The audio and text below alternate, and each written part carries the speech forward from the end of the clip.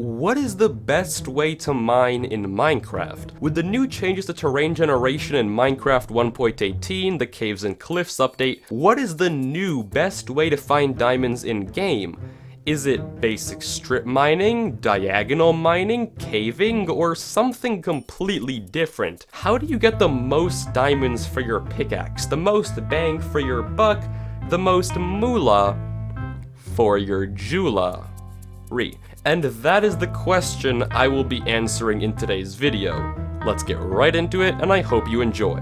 But really quickly before we do begin, if you do end up enjoying the video or learning something new, I would greatly appreciate it if you could subscribe. We're nearly at 800,000 subscribers, and every bit of support helps a lot. Out of the 10 million people that watched my channel last month, less than 2% of them actually subscribed. So if you want to help me out, it's completely free and means a lot. Not to mention you can undo it whenever you feel like it.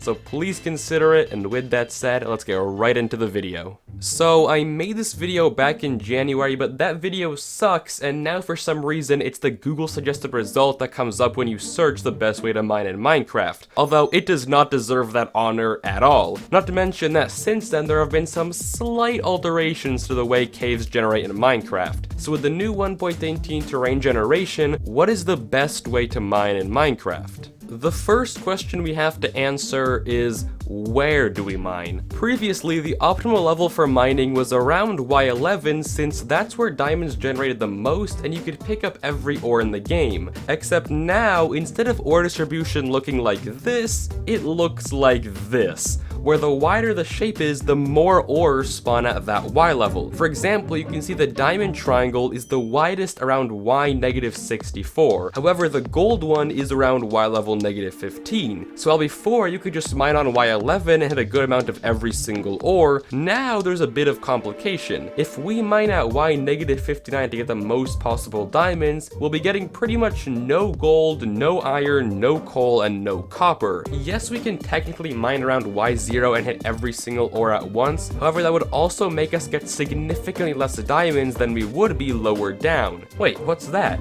A secret message? Let's flip it and read it and heighten the oh. Yes, the first message is here but upside down. Thanks Mojang, very cool. But back on topic.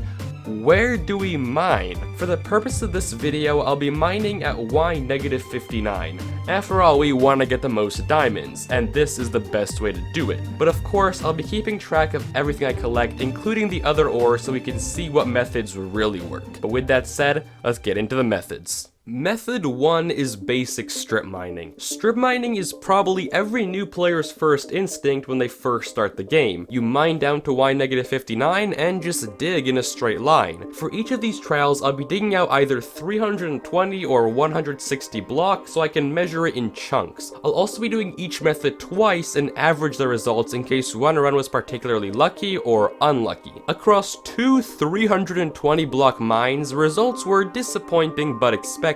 I gathered an average of 2.5 diamonds per strip, with each mine resulting in 630 and 701 blocks mined. The average duration of a 320 block strip mine was almost 10 minutes, leading to a pitiful 0.25 diamonds per minute and 0.37% of all blocks mined being diamond ore. Would I recommend this method? Absolutely not. Method 2 was adjacent strip mining. Why strip mine once when I can do it twice or 3 times? The thought process behind adjacent strip mining is you cover more area within a given chunk and don't miss any blocks in between. My personal preference is to space my mines 3 blocks apart because while yes, I might miss something, chances are an ore vein won't be 1 block in width. For this trial, I decided to do 4 adjacent strips so I could cover the whole chunk. To make it consistent, each strip would only be 80 blocks long, totaling to 320 blocks in all. Results here were surprisingly very bad. Across my 2 trials of 4 strips each, I averaged 1 diamond per trial. 1! In conjunction with an average of 694 blocks mined and an average time of 10.5 minutes per trial, that gives us 0.144% of all blocks mined being diamond ore and 0.09 diamonds per minute. That's less than half of regular strip mining. Maybe I just got very unlucky, but wow, those results are bad. Method 3 was branch mining. Branch mining is similar to strip mining, but instead of just going out, every 4 blocks you dig 5 blocks out on either end, producing a branch design, hence the name. The logic here is similar to adjacent strip mining, but instead you now just strip along a different axis. Each adjacent strip mine was 160 blocks long, or 10 chunks, and here are the results. They were even worse. Across both trials, I didn't find a single diamond. With 752 blocks mined per trial and an average time of 12.2 minutes, I collected 0 diamonds per minute and 0% of all blocks I mined were diamond ore. Again, maybe I just got very unlucky, but something has definitely changed. Method 4 was diagonal mining. In my last video on the subject, I concluded that this method was the best with an average diamond count significantly higher than anything else. Let's see if it still holds up. If we want to mine 320 blocks diagonally, we can use the Pythagorean theorem to figure out where to mine. Just set the hypotenuse to 320 and use the 45-45-90 identity to determine how many blocks we have to mine along each axis, which happens to be 226 blocks in each direction. Stay in school. After mining out 2 trials, I averaged 4 diamonds per trial, which is so far the highest. Additionally, while each mine had 957 blocks broken, this still resulted in a total of 0.41% of all blocks mined being diamond ore, which is the highest by a landslide. One of the problems with diagonal mining, though, is it takes a while to get back to HQ, leading to an average time of 16.4 painful minutes per mine, or 0.244 diamonds per minute. That is actually lower than regular strip mining, so while you may end up finding more diamonds, it will definitely hurt your soul walking back. Still would recommend though. Method 5 was crawl mining. Crawl mining involves using a trapdoor or water or some sort of mechanic to get into crawl mode and just mine normally from there. The logic is you break 1 block to expose 5 faces and don't have to spend as much time as in a normal strip mine. That being said, it also takes a lot longer to crawl back out after you're done. So is this method really worth it? Kind of. For a regular crawl strip mine of 160 blocks, I averaged 1 diamond per trial, which granted may not seem like much, however in context of how much I mined, it's actually not that bad. The average blocks mined were only 184 and each mine only took around 5.4 minutes. As a result, crawl mining comes in at 0.54% of all blocks mined being diamond ore and 0.18 diamonds per minute. The diamonds per minute is actually also lower than just regular strip mining, but considering how big of an improvement the block saved is, I would definitely give this method a thumbs up. Method number 6 was caving. I was curious if just looting caves was more effective than plain old mining. I mean, if anything, it should save blocks mined. Since I can't measure 320 blocks in a randomly shaped cave, I'll just be teleporting to a random set of coordinates, finding the nearest cave, and exploring it for 10 minutes. The results blew me away. I found an average of 11 diamonds per caving session for only 8.6 minutes of mining, coupled with a total of 231 blocks mined per session, most of which are ores by the way. I ended up with 4.75% of all blocks I mined being diamond ore and 1.269 diamonds per minute. That's incredible and blows all the other methods out of the water. With the new expansive caves, you can just see so many blocks at once, it's completely more worth your time to go caving. Additionally, through each trial, I was counting how many other resources I found, and again, caving just blows them away. The second most resourceful method was actually adjacent strip mining. On average, I found 6 lapis, 6.5 iron, 154 redstone, and no other ores. But while caving, not only did I find 11 times as many diamonds on average, I also found 116 lapis, 45 gold, 21 copper, 43 iron, and 180 redstone in 8 minutes. And that's not even mentioning the ores that I skipped because I didn't want to waste too much time. Overall, caving just seems like the far better choice than any other method.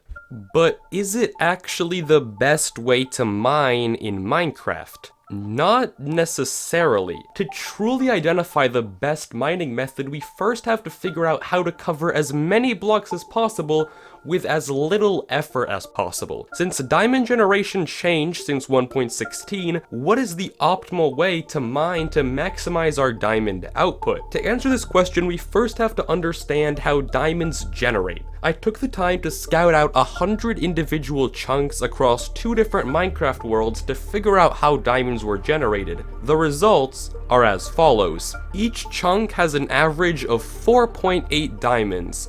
That doesn't sound bad, but actually sucks when you realize the average number of veins were 2, and that's across 80 Y levels. Because of the new addition of negative Y levels, diamonds can generate anywhere between Y16 and Y-64. That's 80 levels of space, and somewhere in between are 2 veins of around 2.5 diamonds. We pretty much have to search the whole chunk if we want to have a good chance at claiming those rewards. So how do we do that?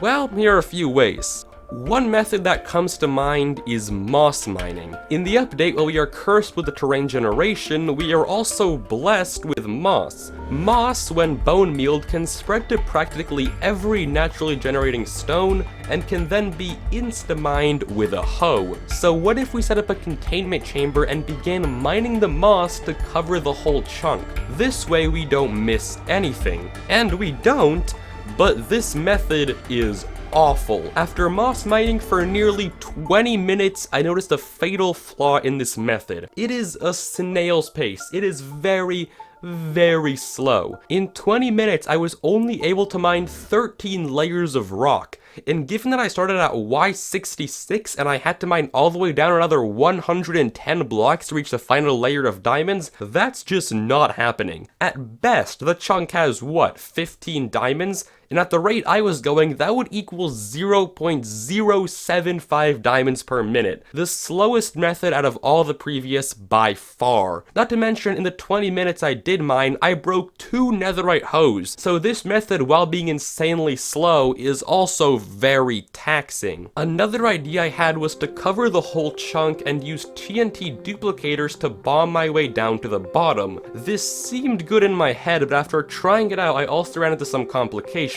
Number 1, the TNT duper has very little range. It only digs a single hole in the ground, and if we want to dig the whole chunk, it's gonna take a lot of dupers. But the second and more crucial flaw in this method is the fact that the TNT itself is too slow. Because the world is so deep, by the time we get into the negative Y values, the TNT actually doesn't even make it to the end. It explodes before it reaches the bottom. Not to mention, deep slate has a pretty high blast resistance, making this method also very displeasurable. So, what can we conclude? At the end of the day, the undoubtedly best method of mining is to mine the least and go caving. With the new ways that ores generate, to have the largest chance of getting a variety of ores, as well as being able to spot diamonds, caving is the way to go. Not only is it scenic, but those views expose you to so many blocks you're bound to find diamonds as well as a ton of other resources. So by the time 1.18 rolls around, you'll know how I'll be mining.